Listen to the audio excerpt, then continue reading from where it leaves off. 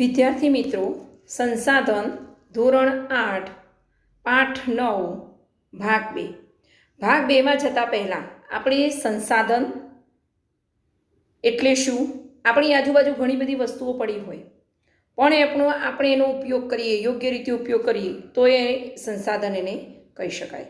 હવે એ સંસાધનની અંદર માનવ સર્જિત અને કુદરતી બે સંસાધનો, એ સંસાધનના પ્રકાર, પછી અક્ષયશીલ સંસાધન અને ક્ષયશીલ સંસાધન, નવીનીકરણીય અને બિન નવીનીકરણીય અને ભૂમિ, એના વિશે આપણે ભાગ નંબર 1માં જોયું.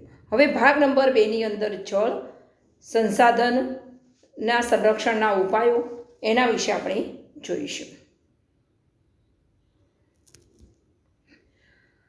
હવે જળ એ જ જીવન છે. એ ઉક્તિ સૂચવે છે કે સજીવ સૃષ્ટિનો આધાર જળ છે. અર્થાત જળ એ અગત્યનું કુદરતી સંસાધન છે. પૃથ્વીના ગોળાનું નિરીક્ષણ કરતાં જણાશે કે લગભગ 3/4 ભાગ પર પાણી અને માત્ર લગભગ 1/4 ભાગ પર ભૂમિ છે. એટલે આપણા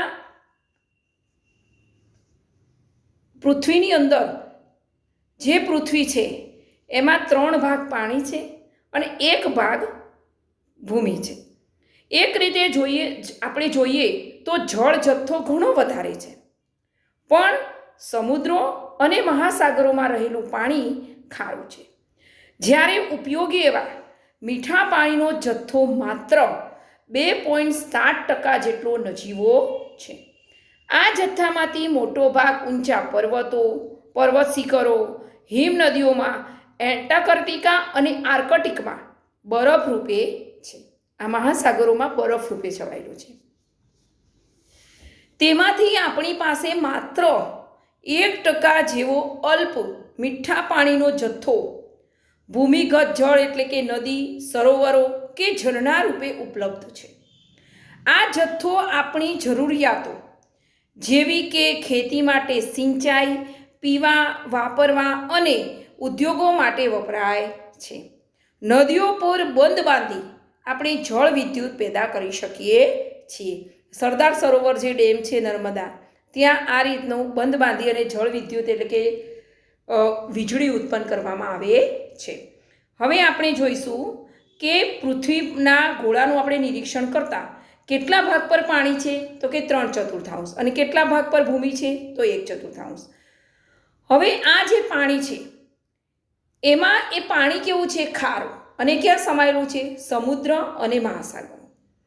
હવે આપણને ઉપયોગી એવી મીઠું પાણી કેટલું છે? 2.7%. પણ આ જથ્થામાંથી એ બરફ સ્વરૂપે ક્યાં તો કે ઊંચા પર્વત શિખરોમાં, હિમનદીઓમાં અને એન્ટાર્કટિકા અને આર્કટિક મહાસાગર જે છે એમાં બરફ રૂપે છવાયેલો છે. તો પીવાનું પાણી, મીઠા પાણીનો જથ્થો કેટલો છે? તો ફક્ત ને ફક્ત 1% છે. હવે આ જથ્થો કયા કયા સ્વરૂપે આપણને ઉપલબ્ધ છે? તો કે ભૂમિગત જળ, નદી, સરોવરો કે ઝરણા રૂપે આપણને ઉપલબ્ધ છે. હવે આ જથ્થામાંથી આપણે શામાં ઉપયોગ કરીએ છીએ? તો સિંચાઈ, પીવા, વાપરવા અને ઉદ્યોગો માટે વપરાય છે. હવે નદીઓ પર બંધ બાંધી આપણે શું પેદા કરી શકાય છે? તો કે જળ વિદ્યુત આપણે પેદા કરી શકીએ છીએ. હવે આપણે આગળ જોઈશું. આજે દુનિયાના વિવિધ ભાગોમાં, દક્ષિણ અમેરિકા, આફ્રિકાના મોટા ભાગના પ્રદેશો, મધ્ય પૂર્વ એશિયા, ઓસ્ટ્રેલિયા સહિત વગેરે પ્રદેશોમાં પીવાના પાણીની ભારે તંગી વર્તાઈ રહી છે. ભારતમાં ગુજરાતના સૌરાષ્ટ્ર, કચ્છ, ઉત્તર ગુજરાત તથા રાજસ્થાનના જેસલમેર અને બાડમેર જિલ્લા, દખ્ખણના ઉચ્ચ પ્રદેશના મધ્ય ભાગ વગેરે ક્ષેત્રો ઉનાળામાં પીવાના પાણીની તીવ્ર તંગી અનુભવે છે. આ વિસ્તારોમાં સમયાંતરે અછત કે દુષ્કાળની સ્થિતિ સર્જાય છે. આ જે છે દુષ્કાળનું ચિત્ર છે. જળ તંગી માટે વસ્તી વિસ્ફોટ, રોકડિયા પાકોનું વધતું જતું વાવેતર, આધુનિક જીવનશૈલી, શહેરીકરણ, ઉદ્યોગો, નવીનીકરણ જેવા પરિબળો મુખ્યત્વે જવાબદાર છે. બરાબર છે. ચલો, આજે દુનિયાના કયા કયા ભાગોમાં પાણીની ભારે તંગી સર્જાય છે? તો કે દક્ષિણ અમેરિકા, આફ્રિકાના મોટાભાગના પ્રદેશો, મધ્ય પૂર્વ એશિયા, ઓસ્ટ્રેલિયા, પછી ભારતમાં ગુજરાતના સૌરાષ્ટ્ર, કચ્છ, ઉત્તર ગુજરાત તથા રાજસ્થાનમાં જેસલમેર અને બાડમેર જિલ્લામાં, દખ્ખણના ઉચ્ચ પ્રદેશના મધ્ય ભાગ વગેરે ક્ષેત્રોમાં પીવાના પાણીની તંગી અનુભવાય છે. આ તંગી અનુભવવા માટે એની પાછળ કયા કયા પરિબળો જવાબદાર છે? તો જળ તંગી માટે વસ્તી વિસ્ફોટ એટલે કે વસ્તી વધારો, રોકડિયા પાકોનું વધતું જતું વાવેતર એટલે વરસાદ પર આધારિત નહીં, બોરિંગ એના ઉપર એ રોકડિયા પાકોનું વધતું જતું વાવેતર, પછી આધુનિક જીવનશૈલી, શહેરીકરણ અને ઉદ્યોગો એ પાણીની તંગી માટે જવાબદાર પરિબળો છે. હવે આપણે આગળ જોઈશું. હવે છે કુદરતી વનસ્પતિ અને વન્યજીવન. તો પોતાની જાતે ઉગનારી વનસ્પતિ જેમાં વેલા, છોડવા અને વૃક્ષોનો સમાવેશ થાય છે તેને કુદરતી વનસ્પતિ કહે છે. તે વિવિધ ભૌગોલિક સંજોગોમાં જુદા જુદા આકાર, સ્વરૂપ અને ઊંચાઈમાં જોવા મળે છે. વૃક્ષો અને ઝાડીઓથી આચ્છાદિત વિશાળ ભૂભાગને સામાન્ય રીતે જંગલ કહેવામાં આવે છે, જેમાં કુદરતી વનસ્પતિનું પ્રમાણ વિશેષ હોય છે. સમુદ્ર સપાટીથી ઊંચાઈ અને આબોહવાની વિવિધતાને કારણે કુદરતી વનસ્પતિની સંરચના અને સ્વરૂપમાં વૈવિધ્ય જોવા મળે છે. તેને જ આધાર બનાવી તજજ્ઞો વનસ્પતિનું વર્ગીકરણ કરે છે. વાતાવરણમાં એક સજીવ બીજા સજીવ સાથે પરસ્પર જોડાઈને પોતાનું અસ્તિત્વ ટકાવે છે. આપણે તેને પરિસર તંત્ર તરીકે ઓળખીએ છીએ. વનસ્પતિ આપણી જરૂરિયાતો પૂરી પાડે છે. હવે ચલો, કુદરતી વનસ્પતિ કોને કહી શકાય? તો કે પોતાની જાતે ઉગનારી વનસ્પતિ જેમાં વેલા, છોડવા અને વૃક્ષોનો સમાવેશ થાય છે તેને કુદરતી વનસ્પતિ કહેવામાં આવે છે. બરાબર છે. ચલો, કુદરતી વનસ્પતિનું પ્રમાણ વિશેષ ક્યાં હોય છે? તો કે વૃક્ષો અને ઝાડીઓથી આચ્છાદિત વિશાળ ભૂભાગને સામાન્ય રીતે આપણે શું કહીએ છીએ? જંગલ. અને એ જંગલની અંદર કુદરતી વનસ્પતિનું પ્રમાણ વિશેષ હોય છે. બરાબર છે. ચલો, વનસ્પતિની સંરચના અને સ્વરૂપના વૈવિધ્યતા ક્યાં જોવા મળે છે? તો સમુદ્ર સપાટીથી ઊંચાઈ અને આબોહવાની વિવિધતાને કારણે કુદરતી વનસ્પતિની સંરચના અને સ્વરૂપમાં વૈવિધ્યતા જોવા મળે છે. ચલો, હવે પરિસર તંત્ર તરીકે આપણે કોને ઓળખીએ છીએ? તો કે વાતાવરણમાં એક સજીવ બીજા સજીવ સાથે પરસ્પર જોડાઈને પોતાનું અસ્તિત્વ ટકાવે છે તેને આપણે પરિસર તંત્ર તરીકે ઓળખીએ છીએ. અને એનાથી વનસ્પતિ આપણી અને પ્રાણીઓની જરૂરિયાતો પૂરી પાડે છે. હવે આપણે આગળ જોઈશું. ઉપરાંત તે પ્રાણી સૃષ્ટિને આવાસ એટલે કે રહેઠાણ અને ખોરાક પૂરા પાડે છે. વાતાવરણમાં ઓક્સિજન અને કાર્બન ડાયોક્સાઇડનું સંતુલન, ઇમારતી અને બળતણનું લાકડું, જમીન ધોવાણનો અટકાવ, ભૂગર્ભ જળની જાળવણી, વિવિધ ફળો, ઔષધિઓ, ગુંદર, ઉદ્યોગો માટે કાચો માલ જેવી અનેક આપણી વિવિધ જરૂરિયાતો જંગલો સંતોષે છે. વિવિધ પશુ પંખીઓ, કીટકોનો સમાવેશ વન્યજીવનમાં થાય છે, જેમાંથી આપણને માંસ, ચામડા, રૂવાટીવાળી ખાલ, ઊન વગેરે પ્રાપ્ત થાય છે. મધમાખી જેવા કીટકો આપણને મધ આપે છે અને ફૂલોના પરાગનયનમાં મહત્વની ભૂમિકા ભજવે છે.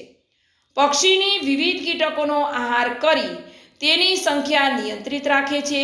પરિસર તંત્રમાં દરેક નાના મોટા સજીવની અનન્ય ભૂમિકા હોય છે.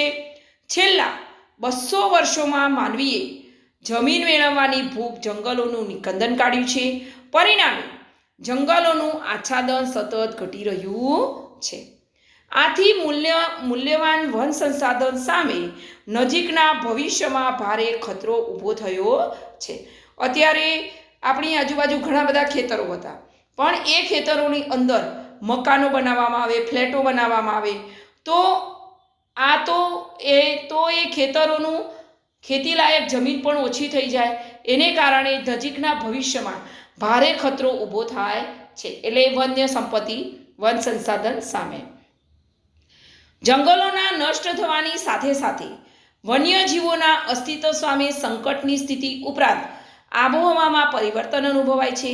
વૃક્ષો અને વન્યજીવોની અનેક પ્રજાતિઓ આજે લુપ્ત થઈ ગઈ કે લુપ્ત થવાને આરે છે. આ સ્થિતિ મોટે ભાગે કુદરતમાં માનવીય હસ્તક્ષેપનું પરિણામ છે. અત્યારે મોબાઈલ, એના રેડિયેશન, એના કારણે ઘણા બધા પક્ષીઓ લુપ્ત થઈ ગયા છે. એ આપણને દેખાતા પણ નથી. શિંગડા, દાંત, ચામડું, રૂંવાટીગર ખાલ, હાડકાં વગેરે મેળવવાની માનવીની લાલસા અને બેફામ શિકારથી જંગલોમાં વન્યજીવોની સંખ્યામાં ભારે ઘટાડો થયો છે. બરાબર છે. ચલો, પ્રાણી સૃષ્ટિને વનસ્પતિ શું પૂરું પાડે છે? તો કે આવાસ અને ખોરાક. અને બીજું તો કે વાતાવરણમાં ઓક્સિજન અને કાર્બન ડાયોક્સાઇડનું સંતુલન જાળવે છે.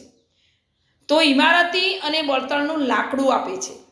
જમીનમાં ધોવાણનો અટકાવ કરે છે. ભૂગર્ભ જળની જાળવણી કરે છે. આપણને વિવિધ ફળો આપે છે, ઔષધિઓ આપે છે, ગુંદર, ઉદ્યોગ માટે કાચો માલ, એ બધી જ જરૂરિયાતો જંગલો આપણને સંતોષે છે. હવે વન્યજીવમાં બીજા કોનો સમાવેશ થાય છે? તો કે વિવિધ પશુ પંખીઓ અને કીટકોનો સમાવેશ થાય છે. હવે એ જે પશુ પક્ષીઓ અને કીટકો છે એમાંથી આપણને શું મળે છે? તો માંસ, ચામડા, રૂંવાટીવાળી ખાલ અને ઊન આપણને પ્રાપ્ત થાય છે. અને મધમાખી આપણને શું આપે છે? તો મધ. અને ફૂલોના પરાગનયન પણ મહત્વની ભૂમિકા ભજવે છે. બરાબર છે. ચલો, હવે આપણને વન્યજીવોની સંખ્યામાં ભારે ઘટાડો કેમ થયો છે? તો કે શિંગડા, દાંત, ચામડું, રૂંવાટીગર ખાલ, હાડકાં વગેરે મેળવવાની માનવીની લાલસા અને બેફામ શિકારથી જંગલોમાં વન્યજીવોની સંખ્યામાં ઘટાડો થયો છે. હવે આપણે આગળ જોઈશું. હવે આ જે સંસાધનો આપણે જોયા, એ સંસાધનોનું આપણે સંરક્ષણ કરવાનું છે. એ સંરક્ષણ આપણે કેવી રીતે કરીએ એ માટેના ઉપાયો એ આપણે જોઈશું. તો સંસાધનો માનવ જીવન માટે અગત્યના છે. તેના વિના આપણું જીવન કલ્પી શકાતું નથી. વધતી જતી વસ્તી અને ટેકનોલોજીના અસાધારણ વિકાસથી સંસાધનોનો વપરાશ દિન પ્રતિદિન વધી રહ્યો છે. માનવ સર્જિત અને કુદરતી બંને સંસાધનોનો વધતી જતી વસ્તી અને ટેકનોલોજીના કારણે આપણે એનો જે વપરાશ છે, વધારે વસ્તી હોય એમ વસ્તુ વધારે વપરાય, તો દિન પ્રતિદિન એનો વપરાશ વધી રહ્યો છે. આ પરિસ્થિતિમાં કેટલાક સંસાધનો આજે ખૂટી પડવાની અણીએ છે. માનવીની આજની પ્રગતિ અને આધુનિક જીવનશૈલી સંસાધનોના અભાવમાં ટકી શકવા અસમર્થ છે. આજે ભવિષ્યની સ્થિતિ અંગે વિચારવું જોઈએ. સંસાધનોનો આયોજનપૂર્વક અને કરકસરભર્યો ઉપયોગ કરવો જોઈએ. બરાબર છે. હવે આ જે સંસાધનોનું જે સંરક્ષણ છે એના આપણે એને ઉપાયો જોઈશું. તો સંસાધનોના સંરક્ષણના ઉપાયો. તો જમીન ધોવાણથી ફળદ્રુપતામાં ઘટાડો થતો હોવાથી તેને અટકાવો. રાસાયણિક ખાતરોનો વપરાશ લાંબા ગાળે જમીનની ગુણવત્તા નીચે લાવે છે. રાસાયણિક ખાતર એટલે તમે જે યુરિયા, ડીએપી, સલ્ફેટ ખાતર, પેલું ધોળું એ તમે કહો છો એ. તેથી તેનો ઉપયોગ સમજદારીથી કરવો અને તેને બદલે કુદરતી છાણિયા ખાતરનો વાપરવો. વધુ પડતી અતિશય સિંચાઈથી જમીનની ઉત્પાદન શક્તિ ઘટે છે. વધુ પડતું પાણી આપણે આપીએ તો પણ જમીનની ઉત્પાદન શક્તિ ઘટે છે. તેથી ટપક સિંચાઈનો વ્યાપ વધારવો. જંતુનાશકો જમીન અને જળ સ્ત્રોતો પ્રદૂષિત કરે છે. કપાસ છે, કપાસનું આપણે જંતુનાશક દવાઓ નાખીએ છીએ કપાસમાં, કોઈ પણ પાકમાં, તો એ જમીન અને જળ સ્ત્રોતો બંનેને પ્રદૂષિત એટલે કે બગાડે છે. તેના વિકલ્પ જેવા જંતુનાશકોના વપરાશને ઉત્તેજન આપવું. વન્યજીવ પરિતંત્રની સમતુલા માટે અગત્યના છે, તેથી તેનો શિકાર રોકવા સખત કાયદા કરવા જોઈએ. જંગલ વિસ્તારોમાં પશુચરાણ અને વૃક્ષછેદનને અટકાવવા ખાસ પગલાં લેવા. ચોમાસામાં વહી જતા પાણીને રોકી જળ સંચય કરી ચોમાસાની ઋતુમાં જળ સંચય કરી ઉનાળાની ઋતુમાં પાણીની તંગી નિવારી શકાય.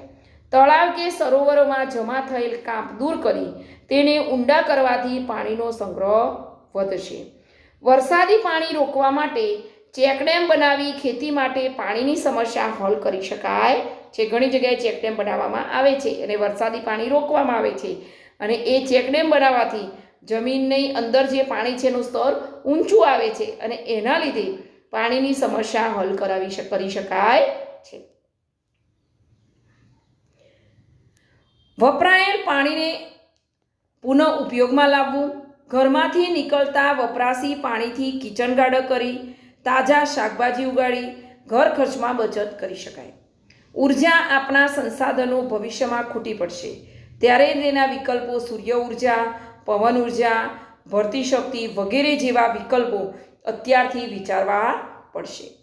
જે સંસાધનો ફરીથી ઉપયોગમાં લઈ શકાય તેમ હોય તેને પુનઃ ઉપયોગમાં લેવા જોઈએ. જે સંસાધનો બિનનવીનીકરણીય છે તેને સ્થાને અન્ય વિકલ્પો શોધવા જોઈએ. ભવિષ્યના સમયમાં આવનારી પેઢીઓની જરૂરિયાત માટે સંસાધનોનું સંરક્ષણ કરવું એ આપણા સૌની ફરજ છે. આ પોસ્ટર છે સેવ વોટર, સેવ ઇલેક્ટ્રિસિટી, સેવ ટ્રી, સેવ ફ્યુલ, અને એટલે આપણે આનો બચાવ કરવો જોઈએ. આ કુદરતી સંસાધનો એનો આપણે કેવી રીતે બચાવ કરી શકીએ અને આપણે કેવી રીતે એને નિવારવા માટે આપણા કેટલા પ્રયત્નો કરી શકીએ એ આપણે ધ્યાનમાં રાખવું જરૂરી છે. સંસાધન આ ભાગ 2 એની અંદર જળની સ્થિતિ, કુદરતી વનસ્પતિ, સંસાધનને ના ઉપાયો, એનું સંરક્ષણ કરવું એ માટે આપણે જોયું. આ પાઠનો વિડીયો જોવો, સાંભળવો, સમજવો અને પાઠને સમજવાનો પ્રયત્ન